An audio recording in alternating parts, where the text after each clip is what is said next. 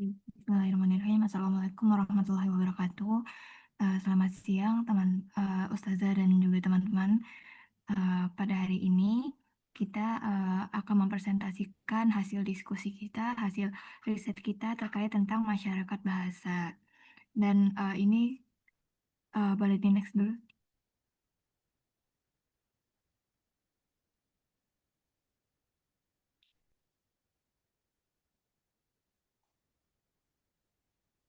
Nah, adapun kelompok yang sudah kita diskusikan, adapun kelompoknya kita ada Ana sendiri, Fadilah, Zaid Jadul, Okti Afifa, dan Akhi Hatami Bayhaqi. Boleh di next. Oke, pada kesempatan hari ini ada 5 hal nih yang akan kita bahas. Yang pertama itu ada lineage, language, dan parole. Kemudian ada verbal repertoire, masyarakat bahasa, situasi bahasa Arab, dan juga bahasa dan gender. Mungkin tanpa berlama-lama lagi ya, kita mulai dari materi kita yang pertama nih. Ini akan disampaikan oleh teman Ana yaitu Afifah. Kepada Afifah dipersilakan. Baik, terima kasih Fadila atas kesempatannya teman-teman. Izin menyampaikan materi yang pertama yaitu ada language, slang, dan parol. Boleh di next?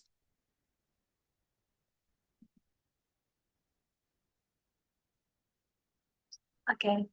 Bahasa itu tidak hanya dipahami sebagai alat komunikasi biasa. Nah, Ferdinand de Saussure ini sebagai eh, seorang tokoh penting dalam linguistik modern, dia membagi konsep bahasa menjadi 3 bagian utama, yaitu language, long, dan parol. Boleh di next?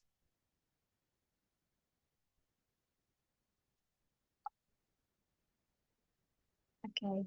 Eh, yang pertama itu ada language. Language itu adalah kemampuan biologis manusia untuk berbicara, yaitu kapasitas artikulasi manusia secara umum, serta menjadi sarana bagi manusia untuk berkomunikasi dengan sesamanya. Nah, menurut Ferdinand de Saussure, binatang juga mempunyai cara sendiri dalam berkomunikasi dengan sesamanya, yaitu dia menggunakan sinyal-sinyal bunyi seperti jeritan, gonggongan, dan sebagainya. Yang selanjutnya ini ada long. Long adalah bahasa tertentu yang digunakan sekelompok manusia yang tinggal dalam suatu komunitas tertentu, yang dimana pada komunitas itu menggunakan bahasa yang berbeda. Dengan kata lain, long ini merupakan sistem aturan bahasa yang sudah disepakati oleh masyarakat, bersifat universal, dan ini merupakan sistem yang konstan atau tidak berubah. Jadi yang ketiga ada parol, yaitu merujuk pada tindakan untuk berbicara. Parol adalah penggunaan bahasa secara nyata oleh individu dalam situasi tertentu. Nah, jadi language itu adalah sistem lambang bunyi yang bersifat umum atau universal. Long itu adalah sistem bahasa yang berpacu atau sesuai dengan komunitasnya. Terus parol itu adalah bagaimana kosakata yang berbeda di dalam situasi tertentu. Boleh di next?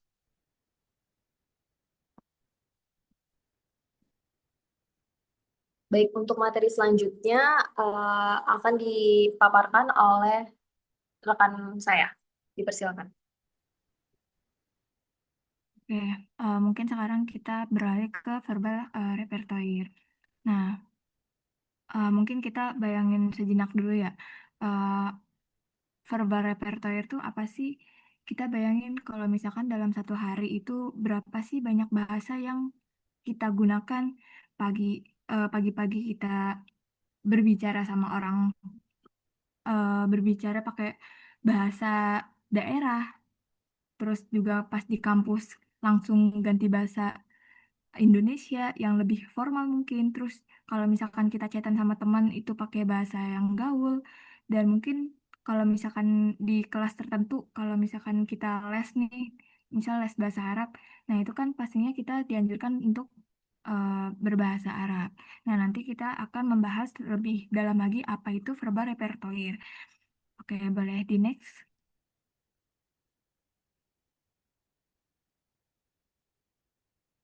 Nah, mungkin secara singkatnya verbal repertoire ini dari yang tadi sudah dijelaskan itu merupakan kemampuan bahasa yang kita miliki gitu.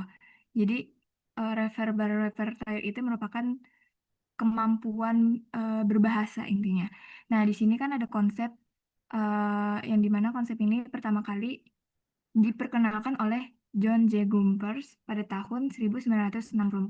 Nah, secara sederhana, jadinya itu verbal repertoire ini merupakan kumpulan seluruh variasi bahasa yang dimiliki oleh seorang penutur atau suatu komunitas gitu. Intinya ya tadi kayak kita berbahasa gitulah bahasanya.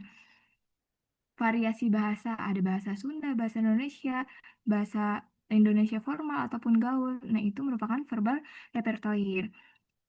Nah, kemudian Fishman ini menambahkan bahwa verbal repertoire ini tercermin dari pola berbicara dan menulis suatu komunitas. Nah, sedangkan Del Heimes mengatakannya dengan yang ia sebut yaitu ways of speaking, yang dimana atau cara-cara berbicara yang khas dalam suatu kelompok sosial. Nah, sekarang kita beralih ke jenisnya nih. Nah, di sini jenisnya itu ada dua, yang dimana yang pertama itu ada verbal repertoire individu, yang kedua ada verbal repertoire kelompok. Kita bahas satu persatu. Yang pertama itu verbal repertoire individu. Yang dimana verbal repertoire individu ini merupakan kemampuan bahasa yang dimiliki oleh setiap orang, kayak diri kita nih pribadi gitu, memiliki kemampuan bahasa. Kita itu bisanya bahasa apa sih? Bahasa Indonesia kah? Bahasa selain bahasa Indonesia juga ada gitu kan. Terus contohnya di sini ada misal sekarang ini nih kita presentasi nih. Presentasi sekarang Anda menggunakan bahasa Indonesia formal. Nah, di tempat lain, di sini misal di dalam keluarga nih, dalam keluarga pastinya eh, ada aja nih yang di dalam keluarganya itu memakai bahasa daerah. Misal di dalam keluarganya itu orang Sunda. Nah, pastinya kita nih, kita pribadi itu menggunakan bahasa Sunda. Nah, kemudian tadi tuh yang di sebuah kelas atau tadi les gitu kan, misal les bahasa Arab, pastinya kita menggunakan bahasa Arab seperti itu. Kemudian yang kedua itu ada verbal repertoire kelompok. Nah, yang dimana verbal repertoire kelompok ini merupakan kemampuan bahasa yang ada dalam suatu masyarakat secara keseluruhan yang mencerminkan keberagaman bahasa di komunitas tersebut. Jadi kayak komunitas bedanya. Kalau tadi kan pribadi ya, diri kita pribadi. Nah, kalau misalkan kelompok ini komunitasnya. Nah, misalnya ini eh, apa masyarakat Indonesia secara kelompok menguasai bahasa daerah masing-masing. Misal bahasa Indonesia sebagai bahasa nasional. Jadi orang-orang Indonesia itu pasti udah sepakat kalau misalkan menggunakan bahasa Indonesia sebagai bahasa nasional kita. Itu boleh di next aja.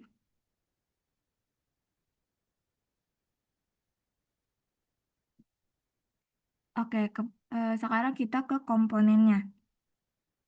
Nah, repertoire linguistik itu mencakup unsur-unsur dari berbagai tataran bahasa, gitu. Ada fonetik grafis, leksikal gramatikal, diskursif tekstual, dan juga pragmatik.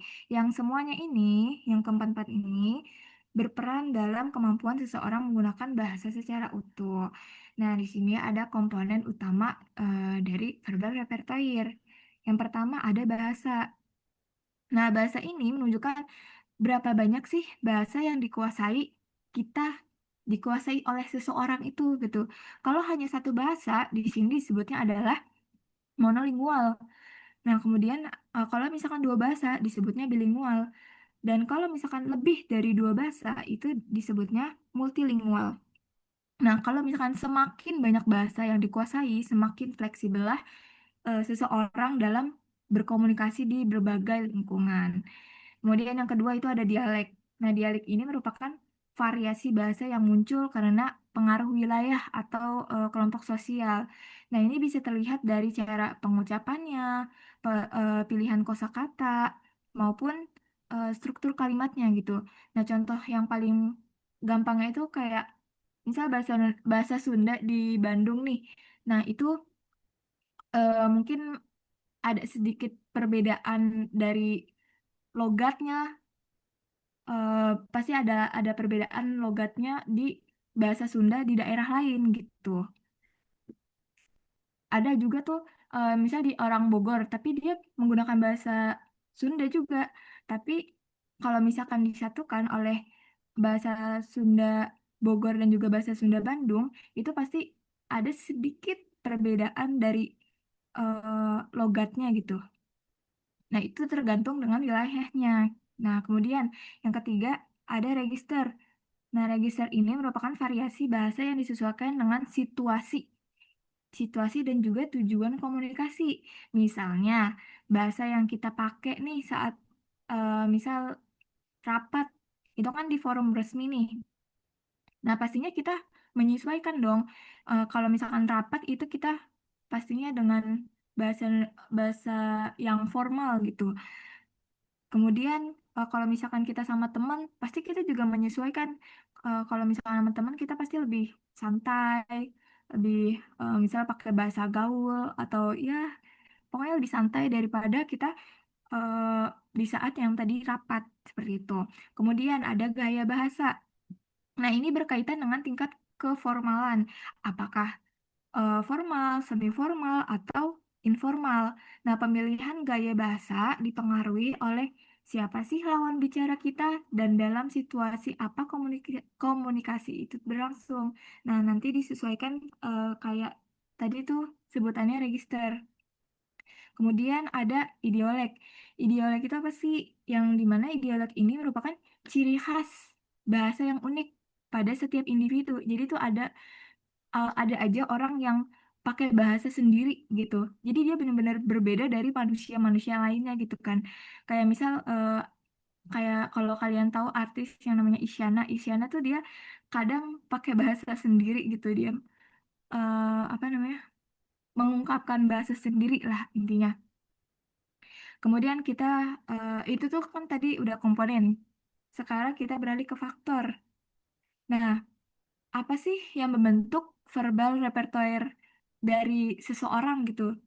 Nah, kita bisa lihat di sini nih faktor-faktornya. Ada 5 faktor utama. Yang pertama, itu ada latar belakang keluarga. Yang dimana keluarga itu kan merupakan lingkungan pertama nih, pertama tempat kita belajar bahasa gitu. Kalau tumbuh di keluarga yang monolingual atau yang mengajarkan kita satu bahasa doang nih, maka kita akan tumbuh menjadi pribadi yang menguasai eh, satu bahasa tersebut karena kita sudah terbiasa di dalam keluarga gitu kan, udah sering mendengar lah dalam ruang lingkup keluarga seperti itu. Kemudian yang kedua itu ada pendidikan. Nah, pendidikan ini bisa lewat pendidikan formal. Kita tidak hanya belajar bahasa nasional, tapi juga bahasa asing. Kayak sekarang ini kita pasti belajar bahasa apa? Bahasa Arab gitu kan. Pastinya kita di apa ya disuruh untuk bisa berbahasa Arab dan terbiasa untuk menggunakan bahasa Arab. Maka kita jadinya bisa nih terpengaruh untuk bisa berbahasa Arab gitu kan. Jadi eh, pendidikan ini bisa berfaktor kepada kebahasaan kita. Kemudian yang ketiga itu lingkungan sosial dan juga pergaulan. Nah, siapa yang sering kita ajak berinteraksi sangat berpengaruh gitu pada variasi bahasa kita. Misal kita punya temen nih, punya temen yang orang Turki misalkan atau orang Arab. Nah, kita komunikasinya awalnya mungkin bahasa Inggris atau eh, kalau kita bisa bahasa Arab pasti bisa juga gitu berkomunikasi dengan dia gitu kan. Jadi itu sangat berpengaruh lingkungan sosial dan juga pergaulan kita gitu kan. Kemudian yang keempat ada mobilitas dan migrasi.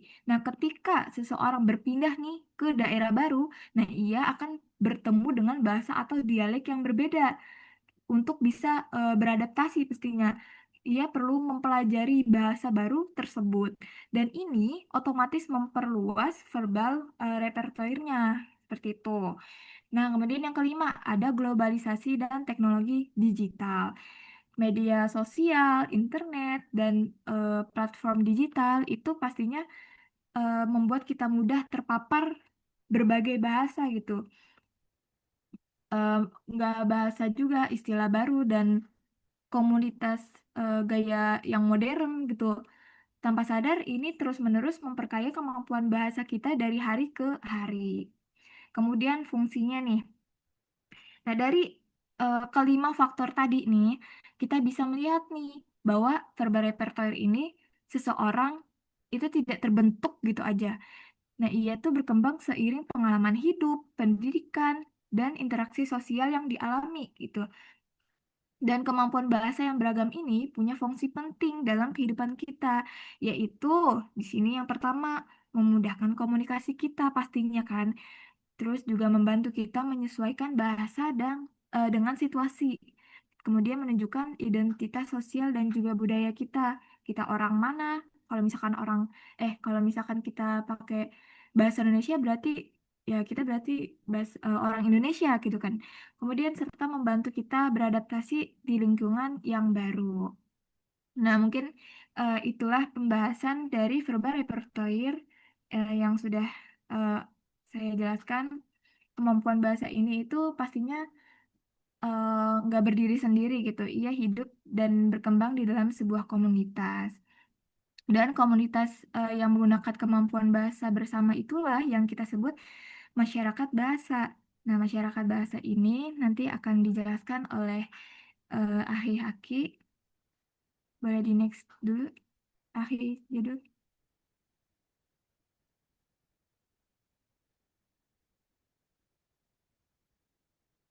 Oke, mungkin untuk Haki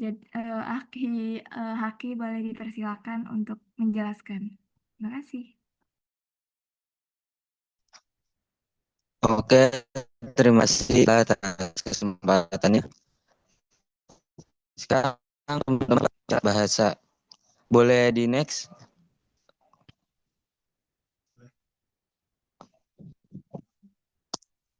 Oke, masyarakat bahasa. Menurut Gupers, ia mendefinisikan komunitas tur sebagai setiap kumpulan manusia yang dicirikan oleh interaksi yang teratur dan sering melalui seperangkat tanda-tanda verbal bersama, dan yang dibedakan dari kelompok serupa karena adanya perbedaan signifikan dalam penggunaan bahasa.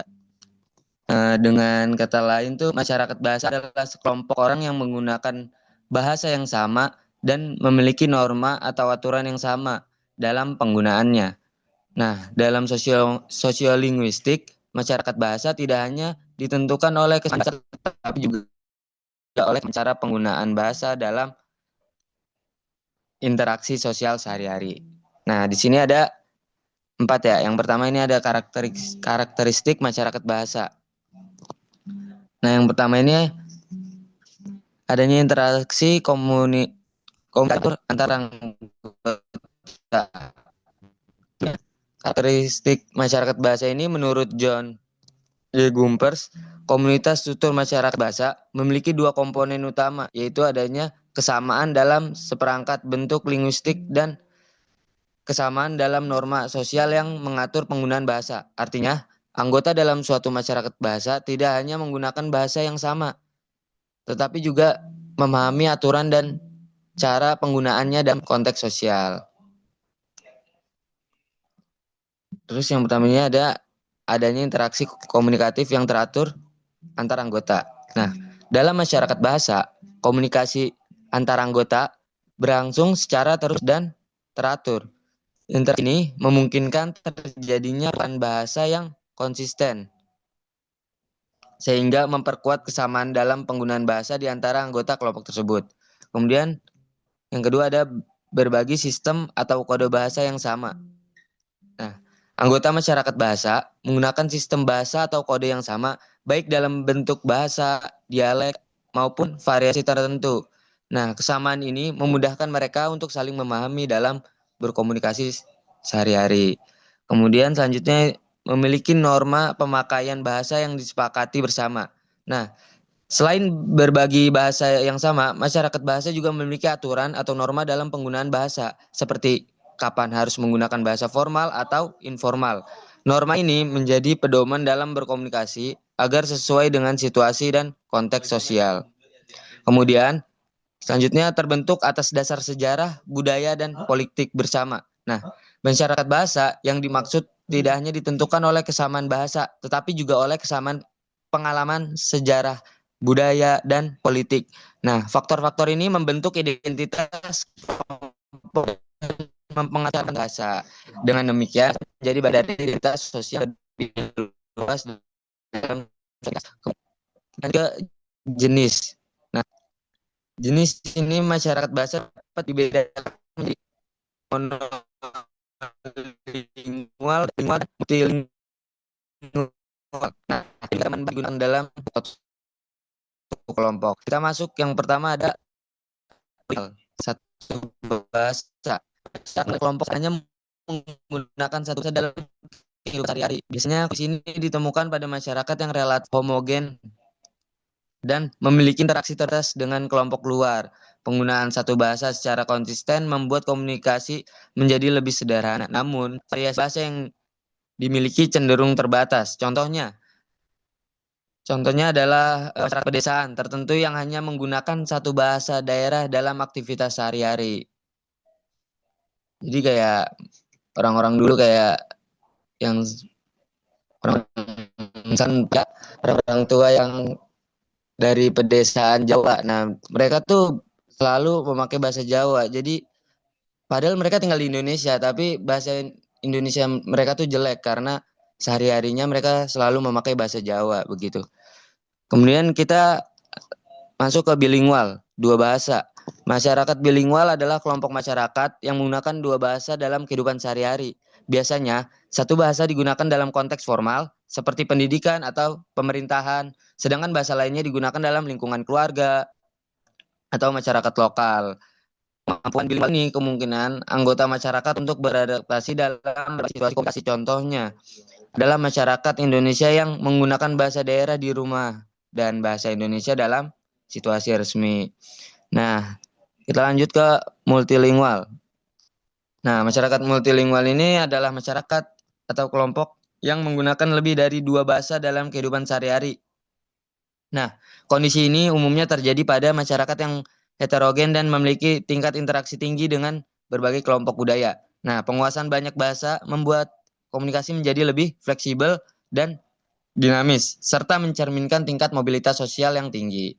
Contohnya adalah masyarakat di kota-kota besar yang dapat menggunakan bahasa daerah, bahasa Indonesia, bahasa asing seperti Inggris, Arab dalam konteks tertentu. Kemudian kita masuk ke fungsi. Nah, masyarakat bahasa berfungsi sebagai sarana komunikasi sosial, membentuk identitas budaya, serta sebagai alat untuk menjaga keberlangsungan bahasa dalam suatu kelompok. Nah, selain itu, masyarakat bahasa juga berperan dalam menentukan variasi dan penggunaan bahasa dalam berbagai situasi sosial.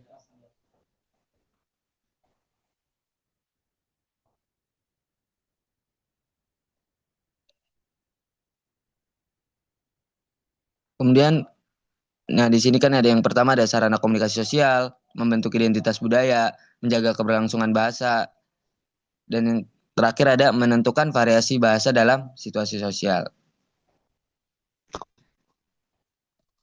Kemudian kita lanjut ke hubungan dengan verbal repertoire.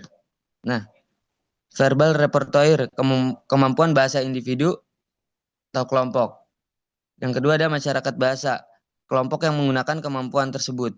Nah, maksudnya masyarakat bahasa ini berkaitan erat dengan verbal repertoire karena suatu kelompok bisa disebut masyarakat bahasa jika anggotanya memiliki kemampuan bahasa yang mirip dan menggunakan bahasa dengan cara yang sama dalam kehidupan sehari-hari. Nah, dengan kata lain, verbal repertoire merupakan kemampuan berbahasa, sedangkan masyarakat bahasa ini, yang kedua itu, kelompok yang menggunakan kemampuan tersebut dalam interaksi sosial. Mungkin seperti itu, boleh di next, Aki Jadul.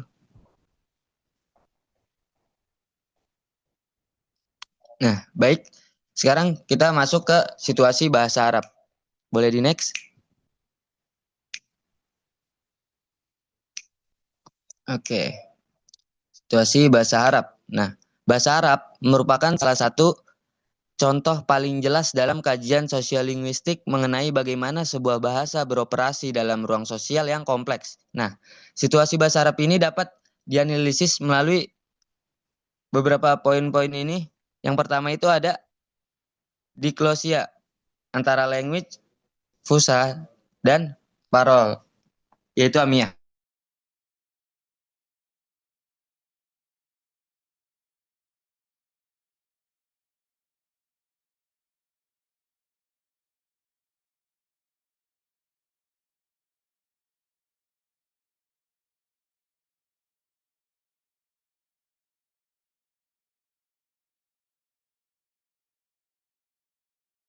Disepakati secara luas di seluruh dunia Arab untuk keperluan resmi sastra dan agama. Kemudian bahasa Arab Amiyah itu dialek ya, merupakan bentuk apa sih praktik praktik tutur nyata dalam kehidupan sehari-hari. Setiap wilayah seperti Mesir, Teluk, atau Maroko itu memiliki parallel yang berbeda-beda, mencerminkan identitas lokal dan variasi yang sangat beragam. Seperti itu. Kemudian kita masuk ke repertoire verbal masyarakat Arab. Nah, ini individu dalam masyarakat bahasa Arab umumnya memiliki repertoire verbal yang luas. Mereka mampu melakukan apa ya, alih kode antara bahasa formal dan dialek tergantung pada konteks situasi dan tingkat pendidikan. Nah, konteks situasi ini menggunakan fusha dalam situasi formal seperti di universitas atau masjid dan beralih ke amiyah saat berbicara dengan teman atau keluarga. Kalau tingkat pendidikan ini, pendidikan formal memperluas repertoire individu untuk menguasai bahasa standar yang lebih kompleks. Seperti itu. Kemudian kita masuk ke struktur gender dalam gramatika bahasa Arab. Sebagaimana yang disebutkan dalam materi yang mengenai struktur bahasa tadi, bahasa Arab memiliki sistem gramatika yang sangat kaku dalam hal penandaan gender. Yang pertama itu ada kategorisasi mutlak. Nah, bahasa Arab ini mewajibkan pemilahan antar muzakkar dan mu'annas dalam hampir setiap elemen kalimat mulai dari kata benda, kata kerja hingga kata sifat. Kemudian ada bias struktural. Dalam struktur bahasa Arab kan bentuk maskulin seringkali digunakan sebagai standar universal. Misalnya penggunaan jamak maskulin untuk kelompok yang terdiri dari laki-laki dan perempuan. Nah, yang memperkuat teori bahwa ketimpangan gender dapat terfosilisasi dalam aturan tata bahasa. Seperti itu. Kemudian kita masuk ke masyarakat bahasa yang multilingual. Di banyak negara Arab, situasi bahasanya tidak hanya bilingual, fusha dan amiyah, tetapi juga multilingual karena pengaruh sejarah dan globalisasi. Nah, hal ini menciptakan komunitas tutur yang menggunakan campuran bahasa Arab dengan bahasa lain seperti Prancis dan di Afrika Utara atau Inggris di wilayah Teluk. Nah, sebagai bagian dari identitas sosial mereka. Mungkin sekian yang bisa Ana paparkan. Ana kembalikan ke Ukti Fadilah. Baik, terima kasih Akhi Hatami Bayaki. Selanjutnya akan dijelaskan terkait teori tentang komunitas gender dan bahasa itu oleh Akhi Jadul. Kepadanya dipersilakan.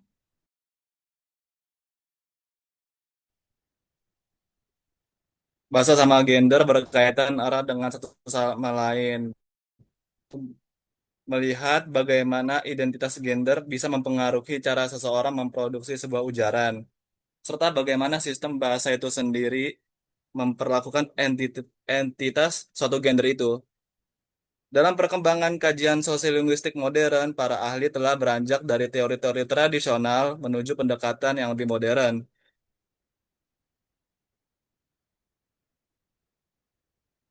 Yang pertama, teori performativitas yang menganggap bahasa perempuan tuh penuh kelembutan. Kajian modern ini dipelopori oleh tokoh seperti Deborah Cameron yang mengajukan konsep kebersihan verbal yang berakar pada teori ini.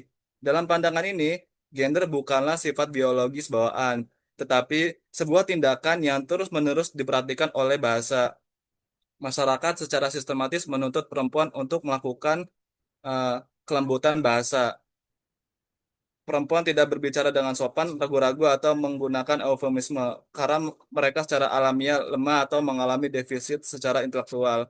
Sebaliknya, mereka melakukan sebagai bentuk adaptasi terhadap pengawasan sosial yang sangat ketat.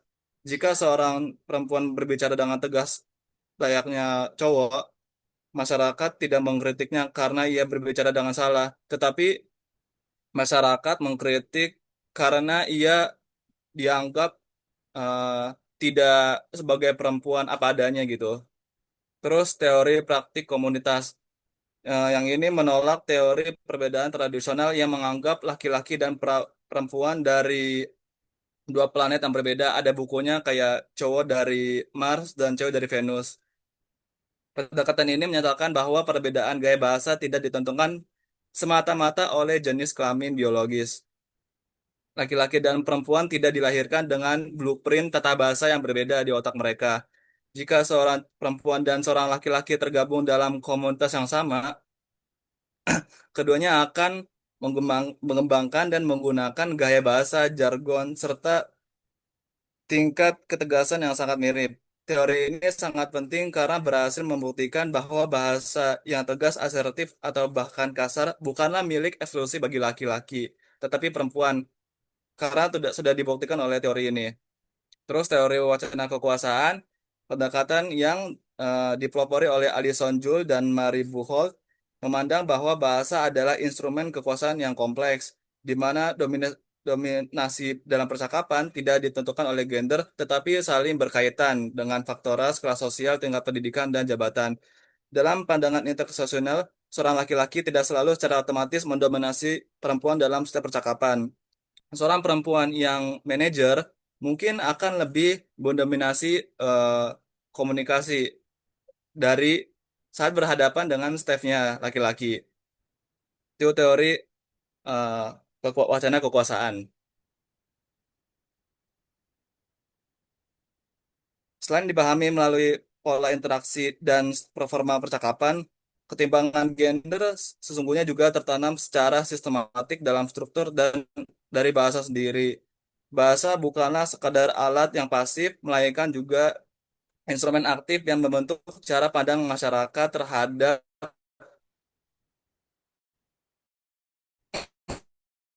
gender. Dalam banyak bahasa, disebutkan maskulinitas sebagai standar normal atau bentuk dasar kemanusiaan, sementara perempuan diposisikan sebagai bentuk modifikasi atau turunan pengecualian. Sebagai contoh, ada kata karyawan yang sering digunakan secara umum itu laki-laki yang tidak yang masyarakat merasa perlu memberi tanda modifikasi berupa sufiks sehingga menjadi karyawati.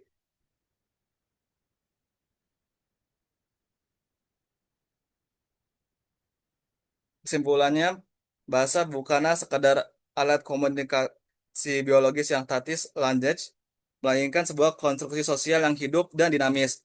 Melalui Ferdinand de Saussure, kita dapat memahami bahwa aturan bahasa yang disepakati secara abstrak akan selalu terrealisasi secara bervariasi dalam praktik tutur nyata. Praktik ini terjadi dalam speech community, di mana individu-individu dibagi oleh norma linguistik menggunakan verbal repertoire, yaitu perbendaharaan ragam bahasa dialek untuk beradaptasi dalam berbagai konteks sosial. Secara keseluruhan, hubungan antara struktur bahasa, praktik tutur individu, dan konteks sosial sama halnya dengan membedah struktur masyarakat itu sendiri. Bahasa nggak hanya beroperasi untuk mendeskripsikan realitas, tetapi juga membentuk identitas. Dikembalikan ke moderator. Baik, terima kasih Kang Hijadul atas penjelasannya.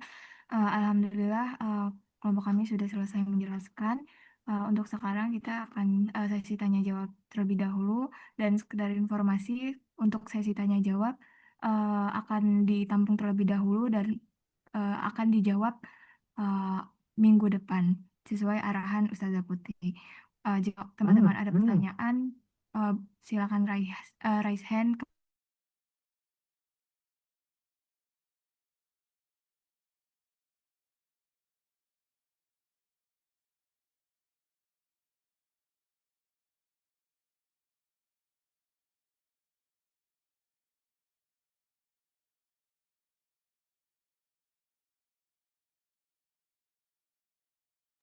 Silakan yang mau nanya, waktunya agak banyak.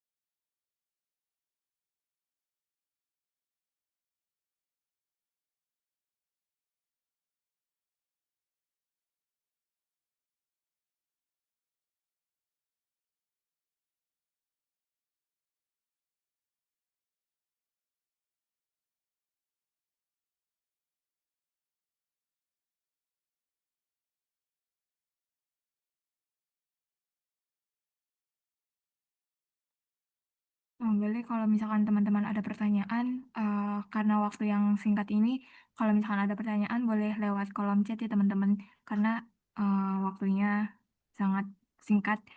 Untuk teman-teman presentasi kelompok 3 mungkin Ana alihkan. Terima kasih teman-teman semua yang sudah mendengarkan kelompok kami. Syukron, wassalamualaikum warahmatullahi wabarakatuh. Ya, yang mau bertanya bisa di kolom chat. Syukran.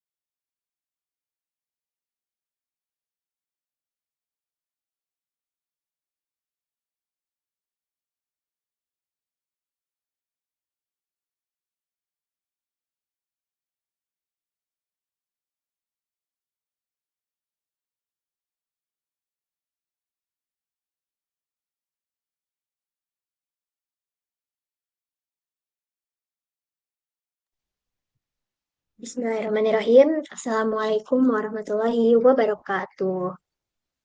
Selamat siang semuanya yang terhormat Profesor Profesor Dr. Zainal dan juga Ustazah Putih selaku dosen pengampu mata kuliah Sosiolinguistik serta teman-teman mahasiswa kelas B dan D. Oke, jadi di sini kami dari kelompok 3 akan mempresentasikan hasil diskusi kami tentang alih kode, campur kode, dan interferensi. Nah, sebagai pembukaan, sebagai pengenalan gitu sebelum kita masuk ke materinya. Jadi di sini saya akan menjelaskan sedikit gambaran tentang apa itu alih kode, campur kode, dan interferensi. Kita pakai analogi sederhana seperti ini. Eh, Tadi kehidupan kita sehari-hari gitu. Bayangin nih, kita itu setiap hari kan pakai pakai pakaian gitu, pakai baju. Dan kita kan pakai baju itu selalu berganti-ganti kan tiap hari. Kadang apa ganti bajunya itu tergantung acara atau tergantung kegiatan yang sedang kita lakukan gitu. Misalnya kalau lagi acara formal kita pakai baju yang rapi, habis itu kalau misalnya lagi cuman main keluar kita pakai baju biasa aja gitu. Nah, terus habis itu misalnya kita lagi suatu acara formal gitu, misalnya pakai kemeja batik, kemeja yang formal gitu.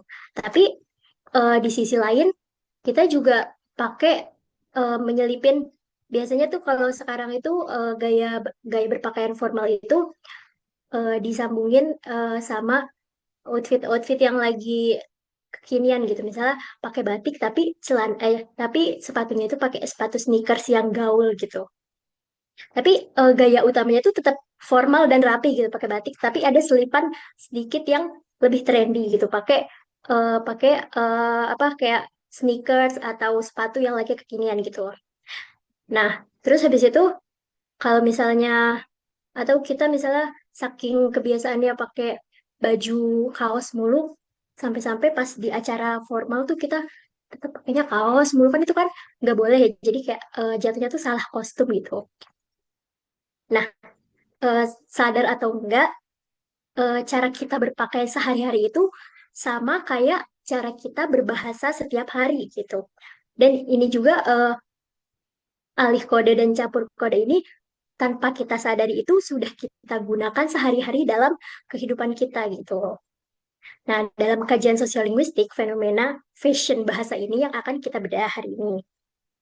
Untuk itu, pembahasan pertama akan dibahas oleh Sabita tentang alih kode. Padanya saya persilakan.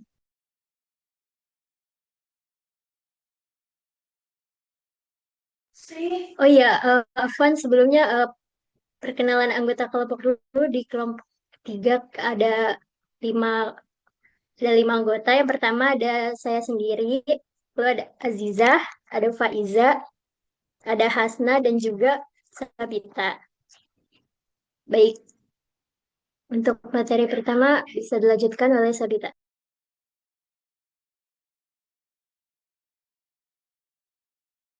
Baik, terima kasih Nabila atas kesempatannya. Izin melanjutkan itu tentang yang pertama, materi pertama itu ada alih kode. Nah, di sini ada pengertian alih kode. Alih kode adalah peristiwa peralihan penggunaan bahasa dari satu bahasa ke bahasa lain dalam suatu percakapan. Fenomena ini sering terjadi dalam masyarakat bihasa atau multibahasa dan merupakan hal yang wajar dalam komunikasi sehari-hari. Nah, jadi alih kode ini terus tiba-tiba nyelip pakai bahasa daerah. Nah, jadi itu tuh bukan suatu kesalahan gitu. Itu tuh justru hal yang wajar banget, eh, apalagi di Indonesia kan banyak banget ya beragam-beragam bahasa gitu. Jadi itu tuh bukan kesalahan bahasa gitu. Itu emang wajar. Nah, kemudian boleh next slide.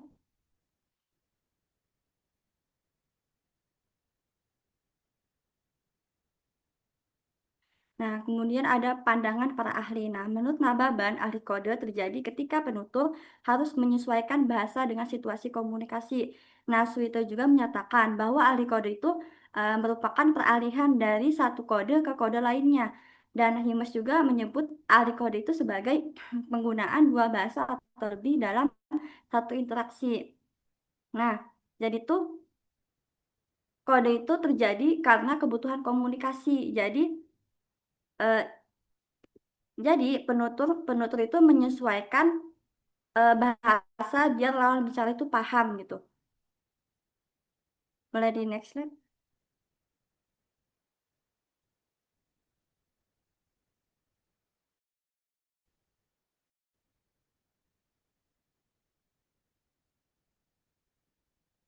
Boleh di next slide. Nah, selanjutnya ada jenis alikode. Nah, alikode itu terbagi menjadi dua jenis, yaitu alikode intern dan extern. Alikode intern, alikode intern terjadi antar bahasa yang masih dalam satu lingkungan nasional, seperti dari bahasa Indonesia ke bahasa Jawa. Nah, sedangkan alikode extern itu terjadi antara bahasa lokal bahasa lokal kita kan misalkan kita tuh pakai bahasa Indonesia sama bahasa Inggris gitu kan. Nah, itu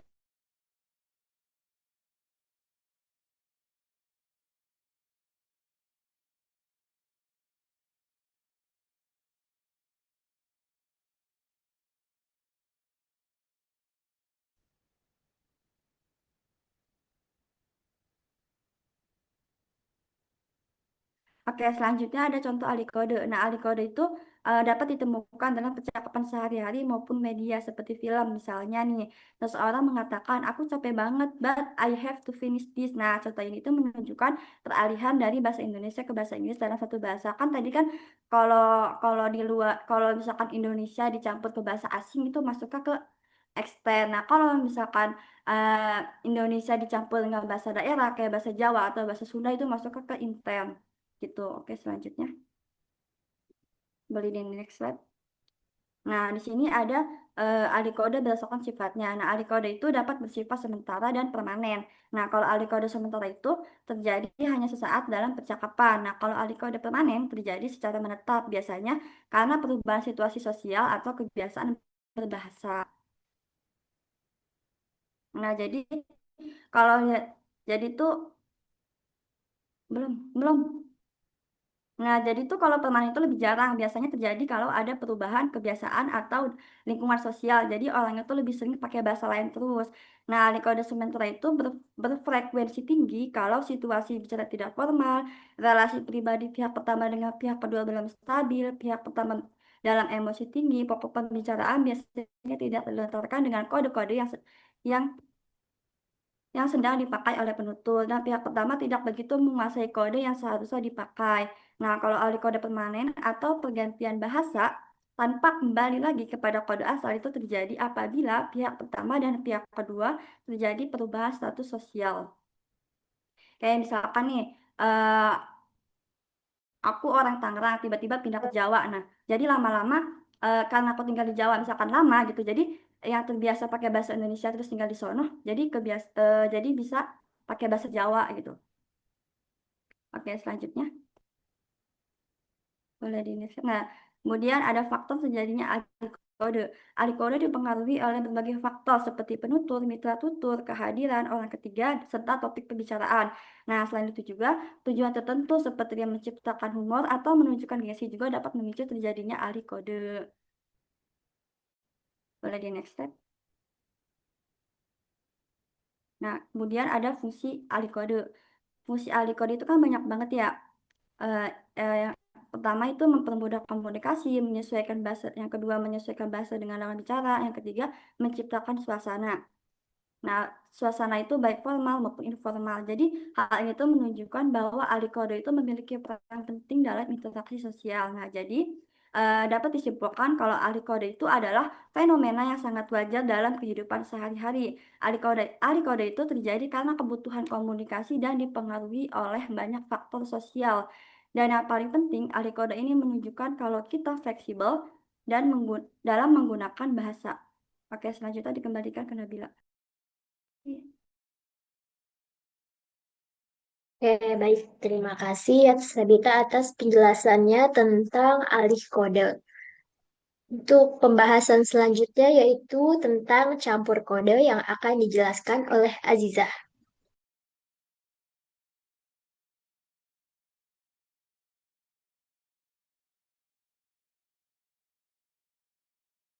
Oke, baik. Terima kasih Nabila. Selanjutnya kita masuk ke campur kode. Jadi, campur kode itu pengertiannya penggabungan dua bahasa atau lebih, salah satunya menjadi dasar lebih dominan, sedangkan yang lain hanya sebagai serpihan dapat berupa kata atau frasa.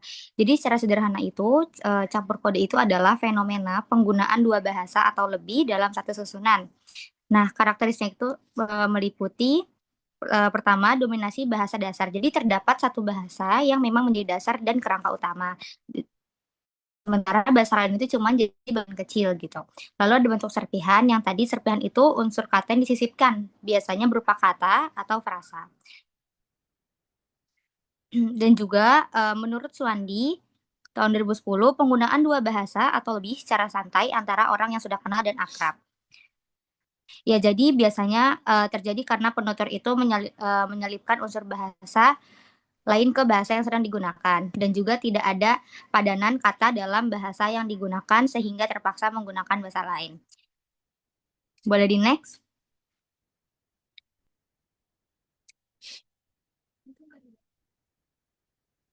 Ya contohnya mungkin tadi di ada di slide ya teman-teman, jadi boleh dibaca sama teman-teman semua. Itu untuk contohnya. Lalu selanjutnya kita masuk ke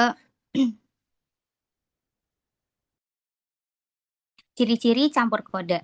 Mengapa campur kode itu terjadi gitu? Jadi ada dua alasan utama mengapa seorang melakukan campur kode gitu. Yang pertama, dipakai pada situasi informal, santai atau akrab. Jadi uh, itu tuh biasanya tuh mereka itu make secara tidak formal gitu. Jadi kayak lagi ngobrol-ngobrol biasa gitu. Contohnya kayak weekend ini kita hangout yuk sekalian healing gitu. Jadi di contoh ini, penggunaan kata bahasa Inggris weekend sama ya benar weekend, hangout dan juga healing gitu dalam percakapan sehari-hari kita gitu. Lalu yang kedua ada tidak ada tuntutan untuk terjadi campur kode. Itu gimana? Jadi contohnya kayak makanan di restoran ini lumayan pricey ya. Jadi bisa aja nih si pengguna kata ini tuh bisa pakai kata mahal, tapi dia lebih memilih kata pricey gitu. Lalu yang ketiga, penggunaan berupa kata, klausa idiom, sapaan, dan lain-lain. Contoh yang pertama, baju ini literally bagus banget, aneh suka pakainya. Nah, di sini ada kata literally yang menggunakan bahasa Inggris dan juga aneh menggunakan kata bahasa Arab. Lalu ada contoh kedua, kayaknya aku nggak bisa ikut deh because my parents are strict gitu. Jadi pakainya because my parents are strict itu pakai bahasa Inggris gitu. Itu contoh dari klausa. Kalau yang tadi literally dan aneh itu mereka menambahkan kata yang bukan bahasa Indonesia gitu teman-teman. Lalu yang terakhir itu ya kan, sapaan itu contohnya tadi ahlan wasahlan bro, apa kabar gitu. Nah, ahlan wasahlan itu bahasa Arab, sementara bro-nya ini bahasa Inggris gitu. Boleh dilanjut? Ya, jadi jenis campuran kode. Jadi campuran kode itu dibagi menjadi tiga teman-teman. Campuran kode ada yang pertama ada campur kode ke dalam atau inner code mixing. Jadi itu penyisipan unsur bahasa daerah ke bahasa serumpun dalam bahasa dasar yang digunakan. Jadi misalnya kayak pakai bahasa Jawa, wes kamu kerjain ini toh singkat-singkat wae gitu. Jadi kayak wesnya ini tuh bahasa Jawa, toknya ini bahasa Jawa, wae-nya juga bahasa Jawa gitu teman-teman. Lalu punten kak ini kumaha ya caranya. Nah puntennya itu bahasa Sunda, kumahanya juga bahasa Sunda, tapi kak terus caranya itu pakai bahasa Indonesia. Itu untuk campur ke dalam gitu. Jadi ada bahasa daerah yang dimasukin ke dalam bahasa dasarnya. Bahasa dasarnya itu adalah bahasa Indonesia tadi. Lalu yang kedua ada campur kode keluar atau outer code mixing. Jadi penyisipan unsur bahasa asing ke bahasa dasar. Contohnya tugas kelompoknya susah banget tapi insya Allah bisa selesai gitu. Nah ini insya Allahnya ini kan bahasa Arab ya. Jadi dimasukkan ke dalam bahasa dasar yaitu bahasa Indonesia. Lalu tolong share link materinya ya nanti sharingnya ini bahasa Inggris. Lalu syukron ikhwah itu juga masuk ke campur kode yang campur kode keluar gitu. Lalu boleh dilanjut, next slide.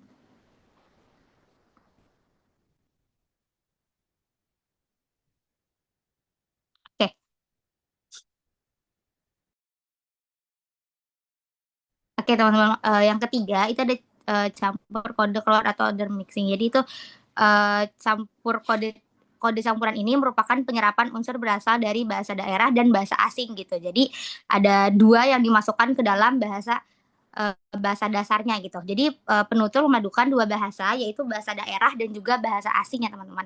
Contohnya tuh kayak aku ngerasa awkward banget pas ketemu dia, rasanya pengen ngumpet di kolong meja. Nah, aku ngerasa awkwardnya itu bahasa Inggris tadi, bahasa asing, dan juga pengen ngumpet, dan ternyata ngumpet ini tuh berasal dari bahasa Sunda dan juga bahasa Betawi gitu teman-teman. Jadi untuk pembahasan ngumpet lebih lanjut nih nanti bakal dibahas selanjutnya. Oke, mungkin cukup sekian dari saya. Dilanjutkan ke Ukti Nabila. Oke, baik. Terima kasih Aziza atas penjelasannya. Selanjutnya kita masuk ke bentuk-bentuk campur kode. Nah, setelah tadi dijelaskan apa itu pengertian campur kode dan macam-macam ciri-cirinya dan juga jenisnya, sekarang kita akan beralih ke bentuk-bentuknya.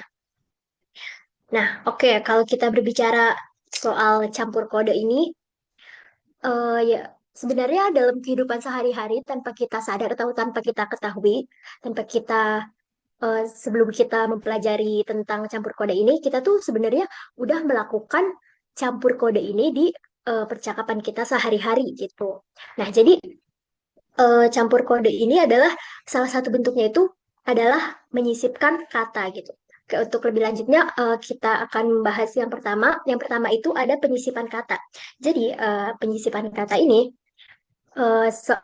si penutur itu atau orang yang ngomong itu dia menyisipkan satu kata tunggal dari bahasa asing ke struktur kalimat bahasa dasar.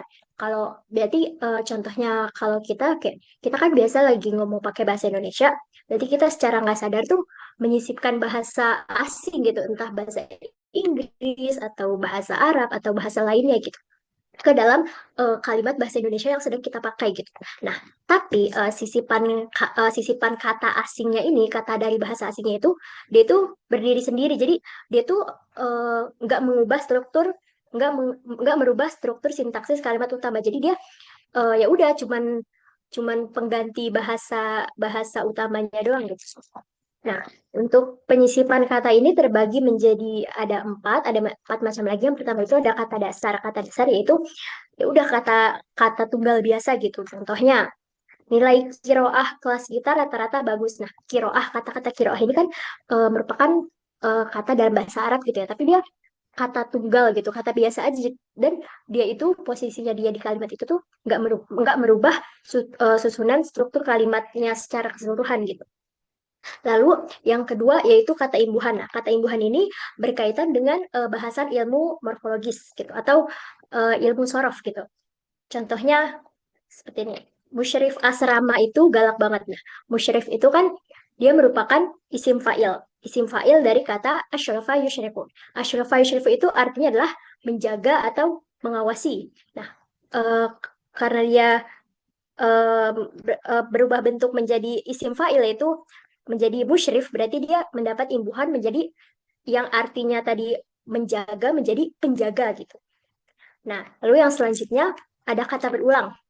Contohnya ada tulislah mufrodat-mufrodat yang baru kalian ketahui. Nah, mufrodat-mufrodat itu kan maksudnya yang dimaksudkan itu mufrodatnya itu dalam bentuk jamak atau banyak. Padahal dalam bahasa Arab sendiri mufrodat itu udah bentuk jamak gitu.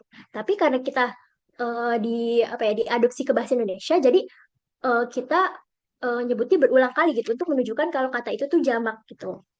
Lalu yang selanjutnya ada kata majemuk atau mungkin kalau dalam bahasa Arab contohnya seperti mudhof ilaih seperti itu. Kayak contohnya semoga husnul khotimah. Husnul khotimah dalam bahasa Arab itu kan merupakan susunan kalimat mudhof ilaih ya seperti itu. Oke, boleh di next.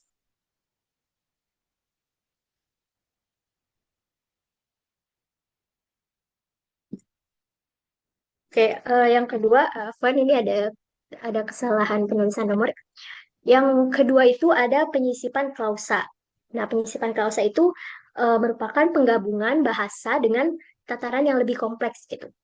Yaitu seorang penutur menyisipkan satu rangkaian kalimat yang udah ada kan juga predikat itu. Untuk contoh penyisipan itu kalimat putus asa zan inno kata latah. Nah ini eh, dalam bahasa Arab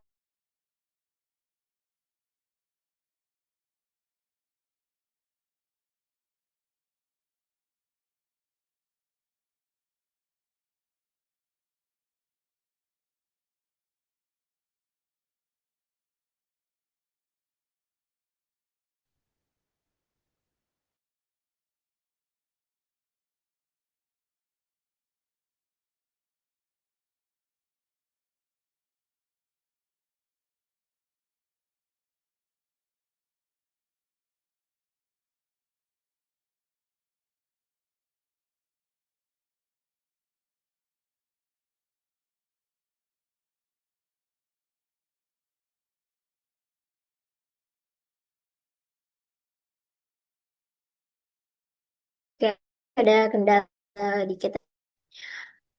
Baik, akan saya lanjutkan.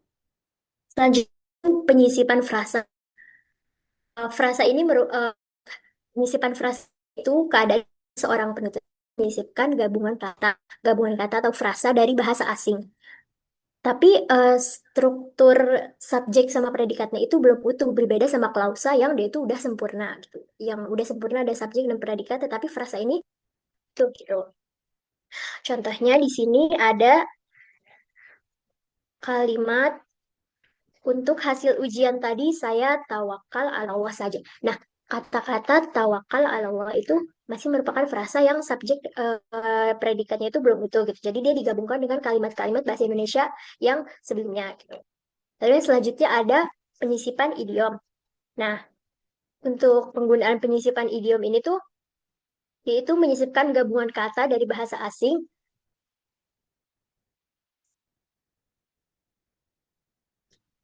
yang mana katanya itu tuh sudah membentuk kalimat secara membentuk kalimat secara sempurna gitu.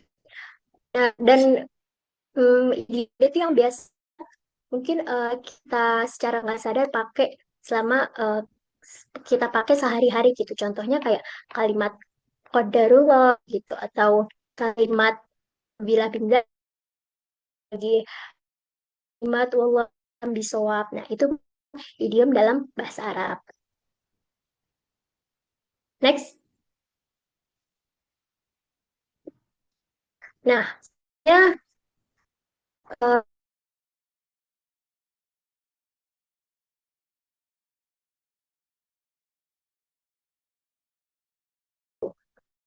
orang berbahasa kita berbahasa apa kita nggak udah bahasa Indonesia kenapa kita harus bahasa pakai gitu.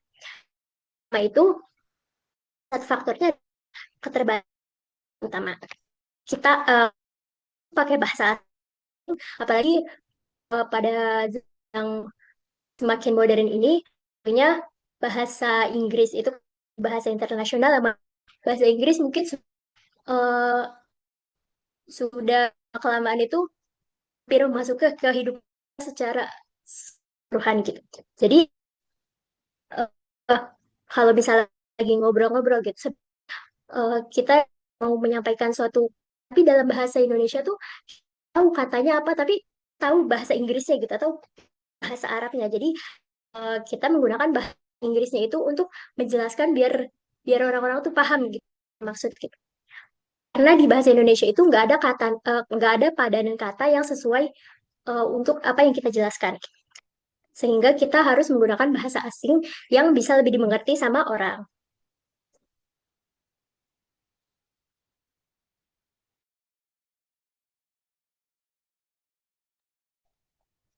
Oke, lanjut yang selanjutnya. Yang kedua, faktor yang mempengaruhi campur kode ini, yang kedua adalah penggunaan istilah yang lebih populer di bahasa lain.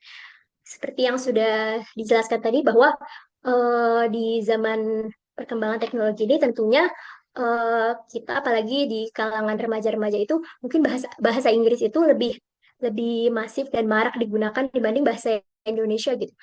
Karena bahasa Inggris kesannya tuh kayak modern gitu, keren gitu. Jadi sehingga bahasa Inggris ini tuh menjadi lebih populer dibanding bahasa Indonesianya sendiri gitu. Terus habis itu yang ketiga, kebiasaan dan latar belakang bilingual. Nah, ini tuh biasanya terjadi pada orang-orang yang dia tuh latar belakang kehidupannya atau lingkungannya itu sudah terbiasa menggunakan dua bahasa atau lebih gitu. Kayak contohnya misalnya eh, di pesantren atau asrama gitu yang kan kalau di pesantren biasanya tuh bilingual gitu ya pakai bahasa Arab dan bahasa Indonesia atau misal juga dari keluarga keluarga campuran gitu yang bahasanya itu apa bilingual atau lebih dan mereka ini menggunakan mereka ini menggunakan bilingual ini atau melakukan campur kode ini tuh secara refleks karena memang kebiasaan di lingkungannya tuh seperti itu dari kecil gitu. Di situ yang terakhir adalah karena topik pembicaraan. Nah, kalau kita misalnya lagi bicara sesuai konteks misalnya kita lagi membicarakan tentang bahasa Arab gitu. Nah, pastinya ada beberapa kata dalam bahasa Arab itu yang kalau kalau kita jelasin kalau kita artiin pakai bahasa Indonesia tuh artinya tuh nggak nyambung gitu. Jadi mau gak mau kita harus tetap pakai kata itu dalam bahasa Arab gitu. Jadi kita menggunakan bahasa tersebut sesuai topik pembicaraan yang sedang yang sedang kita bahas gitu. Oke, boleh di next. Baik, selanjutnya akan dilanjutkan oleh Hasna dan juga Faiza terkait interferensi.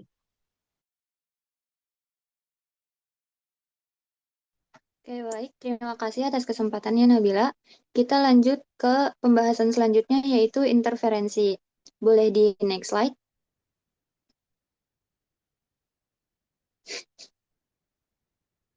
Ya, apa itu interferensi?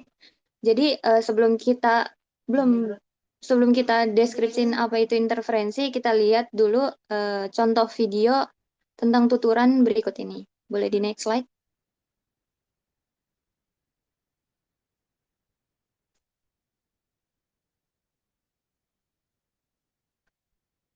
Nggak ada suaranya ya? Videonya nggak ada suara.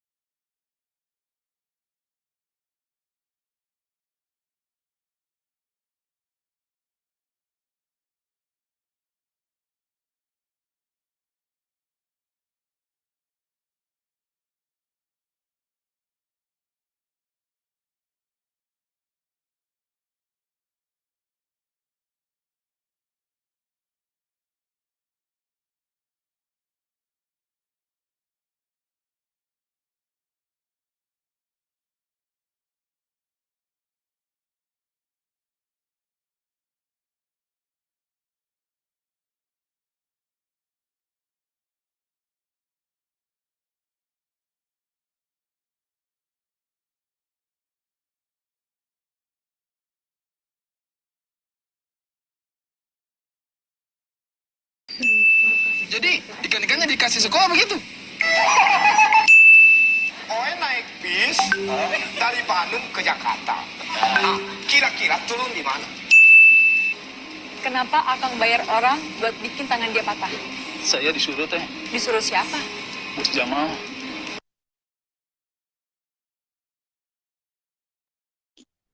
Oke, nah dari video-video tadi teman-teman bisa cermati nggak apa kesamaan dari contoh-contoh video tadi.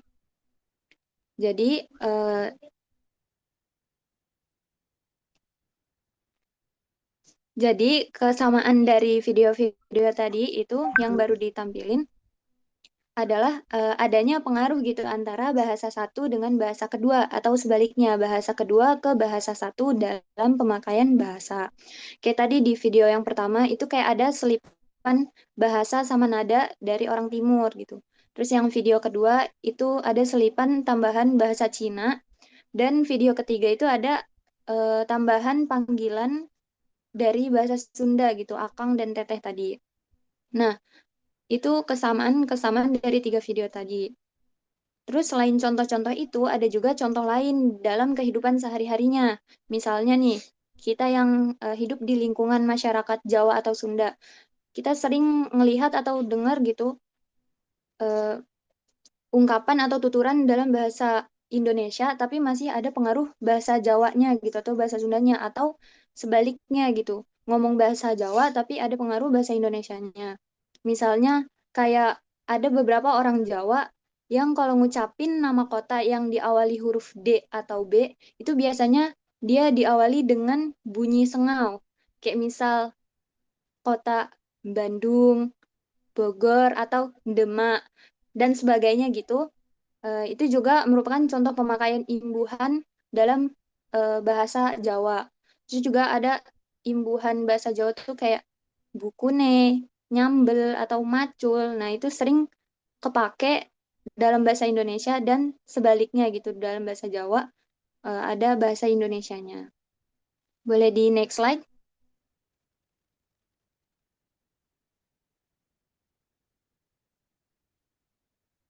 Nah, pengaruh bahasa satu ke bahasa dua atau sebaliknya dalam pemakaiannya di masyarakat, itulah yang disebut dengan interferensi. Jadi kalau bisa kita simpulin, interferensi itu kekacauan yang terjadi dalam penggunaan bahasa akibat pengaruh bahasa satu terhadap bahasa dua, atau sebaliknya gitu, pengaruh bahasa dua terhadap bahasa satu. Atau kita juga bisa simpulin bahwa interferensi itu merupakan kekacauan penggunaan bahasa akibat terbawanya kebiasaan bahasa satu terhadap bahasa dua atau sebaliknya. Jadi dari pengertian ini, kita bisa lihat bahwa interferensi itu bisa bersifat timbal balik gitu ya, atau bisa disebut resiprokal. Nah, bahasa satu bisa mempengaruhi sekaligus dipengaruhi oleh bahasa dua, dan sebaliknya bahasa dua bisa mempengaruhi dan dipengaruhi oleh bahasa satu. Boleh di next slide?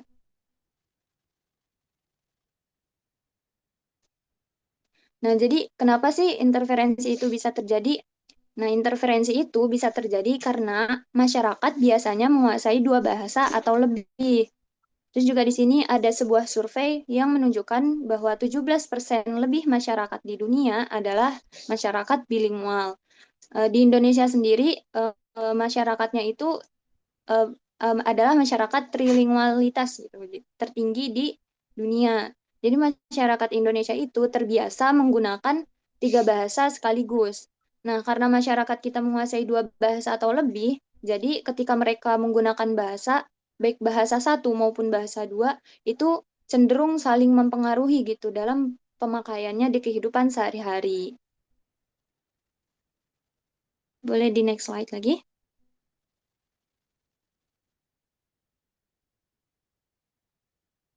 Jadi, apa sih penyebab terjadinya interferensi? Yang pertama, ini ada kedwibahasaan atau kemampuan melafalkan dua bahasa yang menjadi sumber terjadinya interferensi bahasa gitu. Jadi, kalau misalnya seseorang hanya menguasai satu bahasa, dia nggak bakal nih ketemu dengan fenomena interferensi ini. Jadi, dalam diri seorang dwibahasa ini eh, menyebabkan terjadinya proses kontak bahasa, yaitu proses peristiwa pemakaian dua bahasa secara bergantian sehingga berpeluang gitu terjadinya interferensi bahasa. Terus yang kedua, tipisnya kesetiaan penutur gitu terhadap bahasa penerima. Itu berarti si penutur ini kurang memahami atau menguasai aturan bahasa kedua yang digunakan. Jadi berakibat ia cenderung mengabaikan kaidah bahasa tersebut dan lebih banyak menggunakan kebiasaan bahasa sumber gitu, bahasa dia yang lebih dikuasai. Nah, hal ini tuh yang membuat bahasa yang dia ucapin atau yang dia tulis itu jadi terpengaruh oleh bahasa ibu secara tidak terkontrol. Kemudian yang ketiga, tidak cukup kosakata bahasa penerima. Jadi kecukupan kosakata dalam bahasa kedua itu tergantung pada kemampuan seseorang dalam memahami dan mempelajari aturan bahasa tersebut. Jadi biasanya orang yang belajar bahasa kedua itu karena adanya kebutuhan gitu, dia belajar bahasa kedua. Orang yang belajar bahasa eh, pembelajarannya itu menyesuaikan kebutuhan itu. Jadi ketika seorang berada di situasi atau lingkungan yang berbeda, kebutuhan kosakatanya juga bakal berbeda dan bertambah. Nah, jika kosakata yang dimiliki belum cukup untuk berkomunikasi, maka dia cenderung buat meminjam kata dari bahasa sumber, bahasa ibu gitu. Nah, hal ini tuh bisa menyebabkan munculnya interferensi juga. Kemudian yang keempat, menghilangnya beberapa kosakata yang jarang digunakan. Nah, kosakata yang jarang digunakan ini lama-kelamaan tuh bisa terlupakan atau hilang gitu. Nah, akibatnya jumlah kosakata yang dikuasai seseorang itu jadi berkurang dan kemampuan berbahasanya juga ikut menurun. Jadi ketika seorang mengalami kesulitan mengingat atau menggunakan kosakata tersebut, dia cenderung ngambil kata dari bahasa ibu. Nah, hal itu yang bisa menyebabkan adanya interferensi atau campur tangan dari bahasa ibu. Boleh di next slide.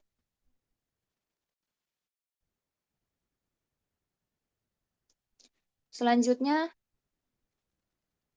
ini ada yang kelima, yaitu kebutuhan persamaan kata atau sinonim. Jadi penggunaan sinonim atau padanan kata itu penting buat bisa membuat bahasa itu lebih bervariasi dan nggak membosankan. Juga untuk menghindari pengulangan kata yang sama, karena tergolong penting, jadi pemakaian bahasa ini sering melakukan peminjaman kosakata dari bahasa sumber untuk memberikan sinonim pada bahasa penerima. Kemudian yang keenam itu prestis bahasa sumber dan gaya bahasa. Jadi dalam beberapa kondisi seseorang tuh menganggap kalau misalnya menguasai bahasa lain itu adalah sebuah prestis gitu atau kebanggaan. Nah, karena itu biasanya orang itu sengaja nyisipin unsur-unsur bahasa tersebut saat berkomunikasi. Nah, itu juga bisa jadi penyebab terjadinya interferensi bahasa yang digunakan. Jadi ada campur tangan bahasa yang lama-kelamaan kebiasaan ini juga bisa membentuk gaya bahasa tertentu. Nah, yang terakhir itu ada terbawa kebiasaan bahasa ibu. Nah, terbawa kebiasaan bahasa ibu ini terjadi karena kemampuan seseorang dalam menggunakan bahasa kedua itu masih kurang. Karena bahasa ibu lebih dikuasai, jadi kebiasaan tersebut tuh ikut terbawa saat menggunakan bahasa kedua.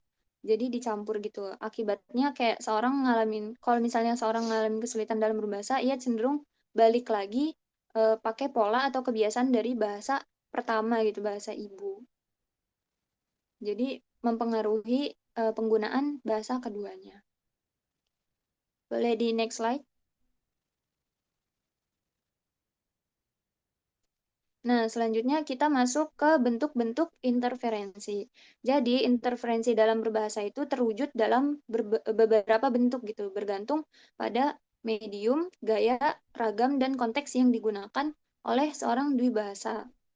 Nah, yang pertama ini ada interferensi yang ditinjau dari asal unsur serapan. Jadi, berdasarkan asal unsur serapannya, interferensi itu dibedakan menjadi interferensi sekerabat dan interferensi bukan sekerabat.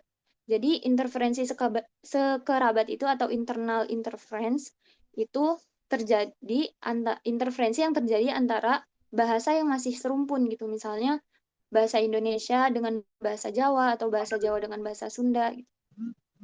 Terus kalau misalnya interferensi bukan sekerabat atau external interference itu interferensi yang terjadi antara bahasa yang memiliki hubungan kekerabatan yang tidak memiliki hubungan kekerabatan gitu. Misalnya bahasa Indonesia sama bahasa Inggris. Terus yang kedua, itu ada interferensi yang ditinjau dari arah unsur serapan. Nah, dalam interferensi itu ada tiga sumber unsur penting gitu. Ada tiga unsur penting, yaitu bahasa sumber, unsur yang diserap, dan bahasa penerima. Jadi, kalau berdasarkan arah pengaruhnya, itu kita ada interferensi produktif dan interferensi reseptif. Interferensi produktif itu interferensi yang terjadi secara timbal balik atau dua arah. Kalau yang interferensi reseptif itu yang terjadi hanya satu arah gitu, di mana suatu bahasa itu hanya jadi sumber atau sebagai penerima aja. Terus yang ketiga itu ada interferensi yang ditinjau dari segi pelakunya. Jadi berdasarkan pelakunya, interferensi itu dibedain jadi dua. Ada interferensi performansi dan interferensi proses belajar. Interferensi performansi itu interferensi yang terjadi pada individu dalam praktik berbicara atau praktik kehidupan sehari-hari gitu, komunikasi sehari-hari. Kalau interferensi proses belajar itu interferensi yang terjadi pada orang yang belajar bahasa gitu. Nah, yang terakhir ada interferensi yang ditinjau dari segi bidang. Kalau dilihat dari segi bidang atau tataran bahasa, interferensi ini dapat diklasifikasikan menjadi 5 jenis, yaitu ada interferensi fonologis, interferensi morfologis, interferensi sintaksis, interferensi leksikal, dan interferensi semantik. Yang selanjutnya, segi bidang ini akan dijelaskan lebih lanjut oleh rekan saya. Terima kasih.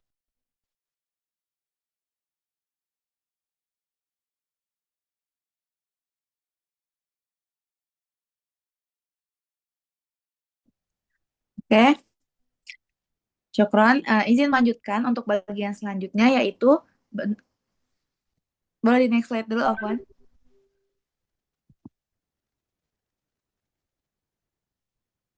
Oke, interferensi ditinjau dari segi bidang. Nah, seperti yang udah disebutkan sebelumnya, interferensi ditinjau dari segi bidang ada terbagi menjadi 5, yaitu interferensi fonologis, morfologis, sintaksis, leksikon atau leksikal, dan juga interferensi semantik. Boleh di next slide.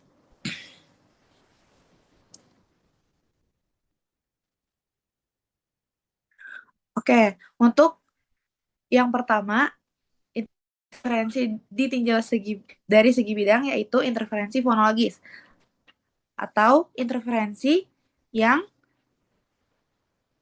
terjadi karena pengaruh dari bahasa pertama terhadap bahasa kedua atau sebaliknya bahasa kedua terhadap bahasa pertama dalam bentuk produksi bunyi bahasa atau dalam bentuk pengucapannya gitu. Nah, khususnya pada tataran bunyi bahasa saat memproduksi bunyi-bunyi bahasa gitu. Nah, contohnya seperti tadi yang ada di video atau yang udah disebutkan Faiza sebelumnya, pelafalan bunyi sengau pada huruf B atau D oleh penutur bahasa Jawa saat berbicara bahasa Indonesia. Contohnya, ketika orang Jawa menyebutkan Bandung, itu bisa menjadi Bandung gitu, atau Demak menjadi Demak. Oke. Nah, karena ini fonologis ini, maka ketika orang-orang Jawa mengucapkan bunyi-bunyi ini akan menghasilkan bunyi yang beda dari bunyi aslinya. Contoh lainnya juga seperti orang Bali gitu, mengucapkan bunyi T atau T menggunakan alofon tertentu sehingga pengucapannya jadi berbeda. Misalnya, mereka mengucapkan kue putu menjadi kue putu gitu. Ada bunyi-bunyi yang berbeda yang dihasilkan dari orang-orang Bali tersebut. Nah, maka ini yang disebut interferensi fonologis. Oke, boleh dilanjut slide-nya. Oke, yang kedua yaitu interferensi morfologis. Interferensi morfologis, sesuai namanya, ini interferensi yang terjadi akibat pengaruh bahasa satu terhadap bahasa dua gitu, ataupun sebaliknya pada tingkat pembentukan kata. Misalnya dalam penggunaan imbuhan atau afiksasi atau afiks dari bahasa satu yang digunakan dalam bahasa dua gitu, ataupun sebaliknya. Contohnya misalnya pada kalimat mohon maaf, apakah bapaknya ada di kantor? Nah, penggunaan imbuhannya di sini itu kurang tepat karena dipengaruhi oleh struktur dalam bahasa Jawa, seperti kata bapake gitu, bapaknya. Nah, kebiasaan dari bahasa Jawa ini terbawa dalam penggunaan bahasa Indonesia sehari-hari, sehingga ini dinamakan interferensi morfologis. Boleh dilanjut?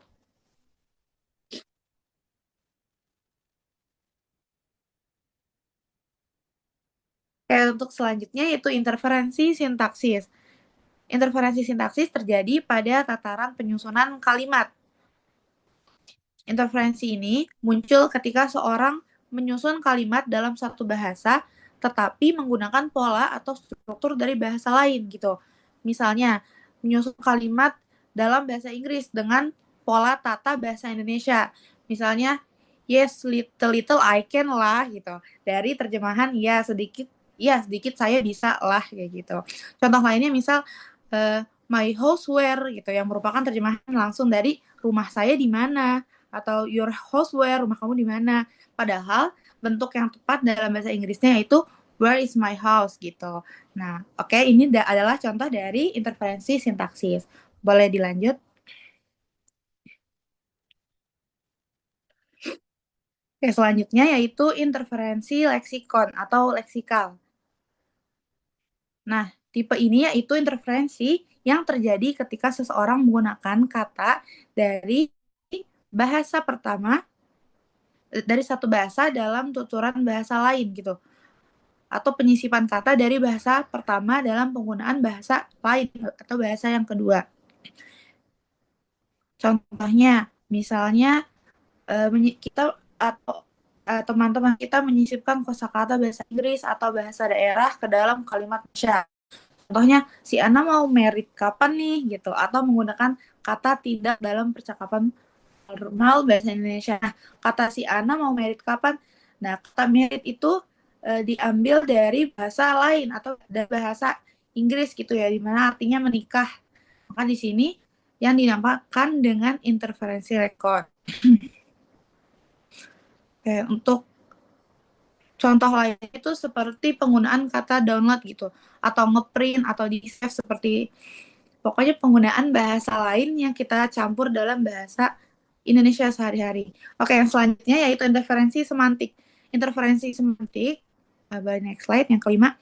Interferensi semantik ini yang terjadi pada tataran makna gitu. Jadi, penutur membawa makna dari bahasa pertama ke dalam bahasa kedua, ataupun sebaliknya.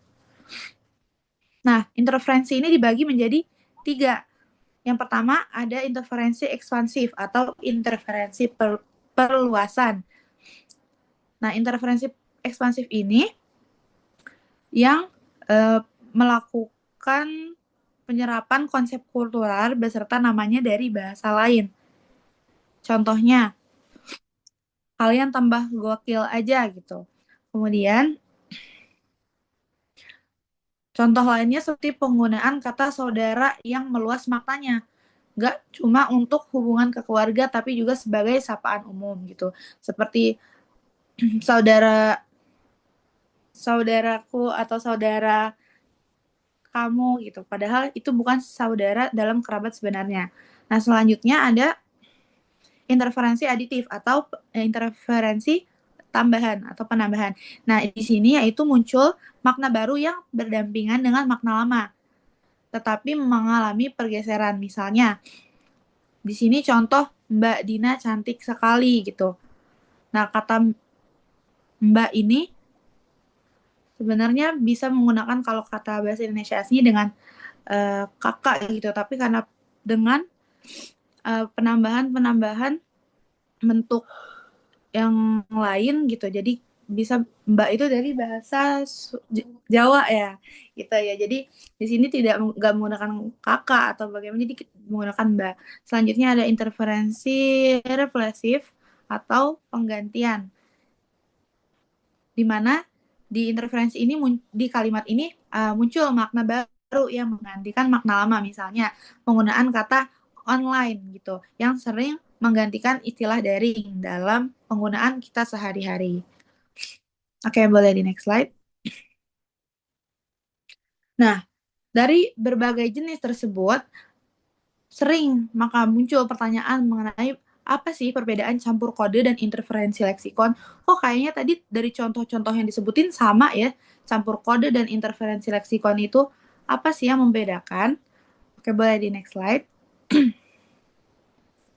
Oke, perbedaan antara interferensi leksikon dan campur kode terletak pada cara kita memandang fenomena penyisipan kosakata tersebut. Nah, keduanya itu memang memiliki kemiripan karena sama-sama melibatkan penyisipan unsur bahasa lain. Tapi perbedaannya terletak pada bagaimana kita melakukan sudut pandang terhadap analisis bahasanya. Nah, maka sebuah kalimat akan disebut sebagai campur kode apabila fokusnya pada fenomena penggunaan dua bahasa secara bersamaan dalam satu turunan. Nah, sementara itu disebut interferensi jika penggunaan unsur bahasanya dianggap sebagai penyimpangan atau kesalahan dalam berbahasa. Nah, maka dari itu fenomenanya sama, tapi penilaiannya yang berbeda. Oke, boleh di next slide. Oke ya, interferensi itu merupakan gejala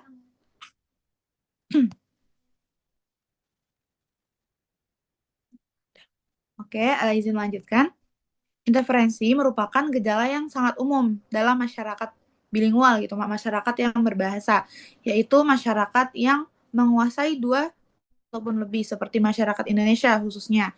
Nah, dalam praktiknya interferensi dapat dipandang dalam sisi yang berbeda gitu. Ada yang berpandangan bahwa interferensi ini negatif, ada juga yang berpandangan bahwa interferensi ini positif. Nah, yang beranggapan bahwa interferensi ini negatif itu karena interferensi ini dianggap mencampur adukan bahasa dan juga tidak menjaga kemurnian bahasa gitu. Kemudian pandangan ini juga merupakan kekacauan dalam berbahasa sehingga dihindari oleh para penjunjung tinggi keaslian bahasa. Nah, pandangan negatif ini umumnya dianut oleh kelompok yang menekankan penggunaan bahasa secara baku dan juga sesuai kaidah. Kemudian, pandangan positif ini interferensi dianggap sebagai positif, yaitu karena interferensi sebagai dapat memperkaya kosakata gitu dan perkembangan bahasa. Nah, dari proses ini itu dianggap baik dari bahasa asing. Nah, maka di sini menjadi lebih dinamis dan juga bisa lebih berkembang. Nah, untuk pandangan positif terhadap interferensi ini umumnya didukung oleh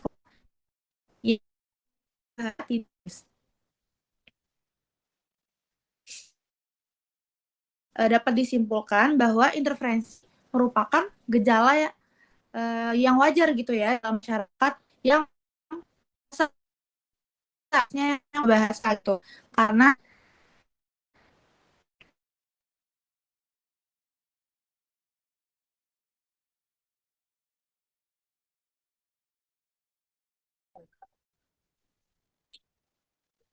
Oke, izin melanjutkan.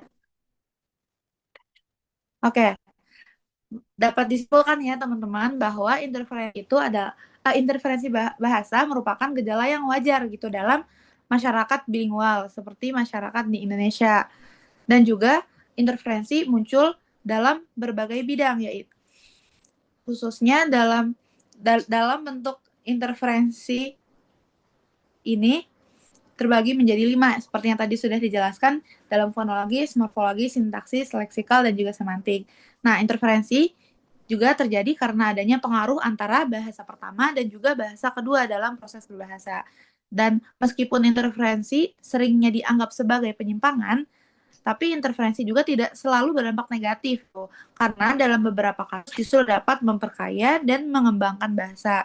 Oleh karena itu, maka yang terpenting adalah kemampuan penutur dalam menempatkan penggunaan bahasa itu sendiri secara tepat sesuai dengan konteksnya.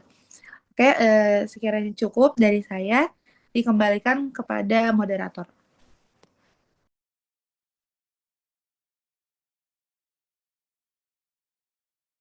Oke.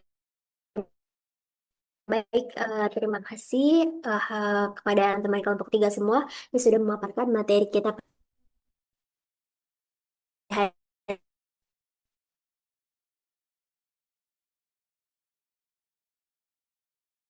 alih kode, campur kode, dan interferensi ini merupakan kajian sosiolinguistik yang bisa kita analogikan sebagai fashion bahasa. Nah, untuk pembahasan alih kode, kita ibaratkan tuh tadi, ibaratnya tuh kayak kita ganti outfit itu menyesuaikan tempat atau aktivitas kita berada gitu. Kita itu mengganti bahasa kita secara utuh karena situasi dan juga topiknya atau lawan bicaranya itu juga beda gitu. So, habis itu yang buat campur kode. Nah, campur kode itu kita tuh pada dasarnya kita berbahasa Indonesia gitu seperti pada umumnya, tapi kita tuh secara sengaja menyelipkan bahasa-bahasa asing gitu biar kelihatan lebih akrab dan lebih lebih modern gitu lah. Sedangkan interferensi itu kalau ibaratnya outfit dia tuh kayak salah kostum gitu. Kan tadi kan dijelaskan interferensi itu dia adalah kekacauan berbahasa gitu. Jadi dia tuh aturan bahasa Indonesia, aturan dalam bahasa Indonesia itu diterapkan ke bahasa asing yang dia pakai gitu. Jadi kayak merusak struktur dari kalimat yang dia ucapkan tersebut gitu. Oke, mungkin cukup sekian presentasi dari kelompok 3. Mungkin bagi teman-teman yang memiliki pertanyaan bisa ditanyakan langsung lewat chat Zoom. Oke, karena waktu juga sudah habis, saya izin menutup presentasi pada hari ini. Terima kasih pada teman-teman yang sudah mengikuti dan juga menyimak penjelasan dari kami. Kurang lebihnya mohon maaf. Wassalamualaikum warahmatullahi wabarakatuh.